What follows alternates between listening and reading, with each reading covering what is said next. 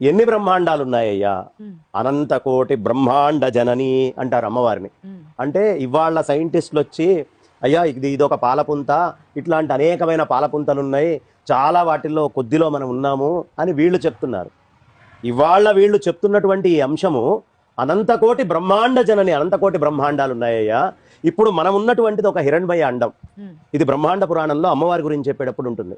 ఈ హిరణ్మయ అండములో 7 పాతాళ లోకాలు, 7 ఊర్ధ్వలోకాలు, అతల వితల సుతల తలాతల మహాతల రసాతల పాతాళ లోకాలు 7. భూ భువః సువః మహర్లోక జనోలోక తపోలోక సత్యలోకాదులన్నీ కూడా ఊర్ధ్వలోకాలు. ఈ మొత్తము కలిపితే ఒక అండమట. దీనికి ఒక బ్రహ్మ ఉంటాడు, దీన్ని ఒక బ్రహ్మాండము అంట. ఇలాంటి అండాలు ఒక 1000 కలిస్తే ఒక అండం ఇది. ఇలాంటి 1000 కలిస్తే ఒక బ్రహ్మాండం. ఇలాంటి 1000కి ఒక బ్రహ్మదేవుడు ఉంటాడు. ఇలాంటి లోకాలు అనంత కోటి ఉన్నాయట అమ్మవారి యొక్క అనుగ్రహంతో.